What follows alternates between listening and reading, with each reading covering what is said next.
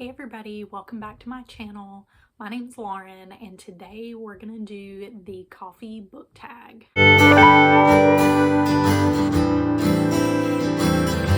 This is a video idea I got from Amanda over at Book Lover Amanda. I'll tag her channel down below. I love hot coffee and iced coffee, and I drink coffee all year round. There's really no bad time for coffee. I mean, let's be real. Let me know down in the comments if you are a coffee drinker or if you prefer tea or hot chocolate. Let me know what you like. So let's go ahead and get into the prompts. Prompt number 1 is Black. Name a series that's tough to get into but has hardcore fans. So y'all don't come at me in the comments on these, but I chose the Mistborn trilogy by Brandon Sanderson. I do have all 3 of these. I have tried to read these a couple of times and I just cannot get into them for some reason.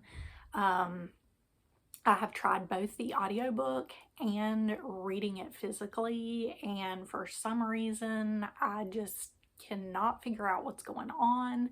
I do want to give it another try at some point, but maybe I just wasn't in the headspace for it at the time. Another one that, again, y'all don't come for me, is the Chronicles of Narnia series. These, I read probably about the first 4 of these, and the second book was definitely my favorite, The Lion, the Witch, and the Wardrobe. But I just didn't like these really. I mean, I liked them, but to me they didn't hold the nostalgia that I think they hold for some people. I did not read these as a child, so reading them as an adult may be a different experience. So yeah, I just didn't get the hype of these. They're okay, like I said, but they just weren't for me. And the next one I have, this is going to be the last one for this prompt, is The Hobbit and the Lord of the Rings series. I got this book hoping that maybe it'll be a little bit easier for me to read. This is the Hobbit graphic novel by JRR Tolkien, and like I said, I tried to read this before and I couldn't really get into it. I did like the idea of the story, but I was just lost. I was so lost. And there were a lot of times where I was like, I think I know what's going on, but I'm not really sure, and all of that. So I'm hoping to read this, hoping to enjoy it, and we'll see how I get on with it. The next prompt is Peppermint Mocha. Name a book that gets more popular during the winter or festive time of the year. So for this one, I chose the Harry Potter series. I see this all over BookTube when it is the winter time, and people love to read this series mainly during Christmas, I've seen, from what I've seen. I have read this whole series. I have the whole series of books. I just picked this one to show. But I have read this whole series. I read it several years ago, and it's not something I'm going to read again. I've had a lot of conviction over it, just with the witch stuff and everything. I just don't know where I land with all of that. And I really liked the first probably 3 books the best, and the later books just get really dark for me. Anyway, Harry Potter by J.K. Rowling. This is my answer for that one. The next prompt is Hot Chocolate. What is your favorite children's book? Now, of course, for this one, I couldn't pick just one.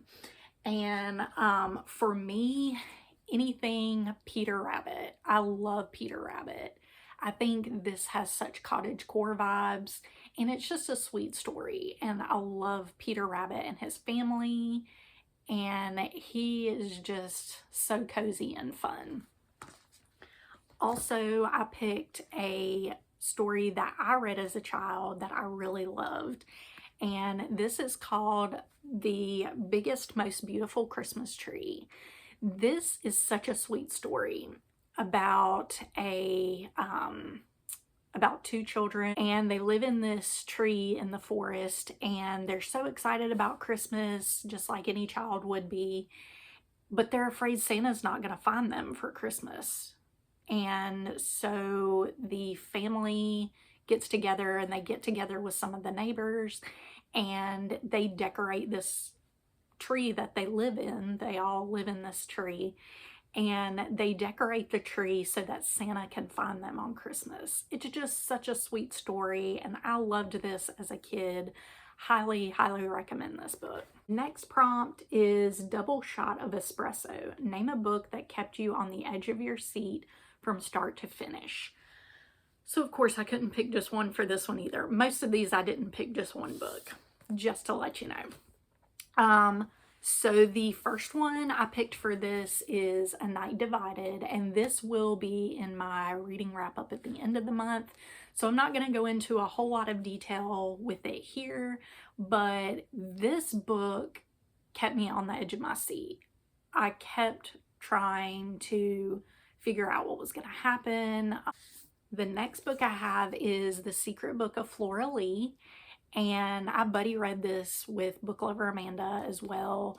And this book, really the whole time, it's kind of a mystery and you're trying to figure out what was going on. This is by Patty Callahan Henry, and this book is almost like you get all these pieces of the puzzle, but you don't put it together until the end of the story. And I loved that. The whole time I was like, what's going to happen? What does this mean? You know, so highly recommend this book. This was really good. The next prompt is Starbucks. Name a book you see everywhere. So for this one, I also had two answers. The first one is Catherine Sinner's Hello Stranger. I see this book everywhere. Everybody talks about this book from what I've seen. And then the next one, get ready for it, Powerless. This also, I feel like everybody and their mothers read this one. I see this everywhere. The next prompt is The Hipster Coffee Shop. So give a book by an indie author a shout out. Two indie authors that I have really enjoyed is Steve Higgs. It's called the Patricia Fisher Mysteries, and these are really cute mysteries about Patricia Fisher, and she is an older adult. I think she's in like her 40s or 50s. These are just really cute, cozy mysteries, and I really enjoyed this one.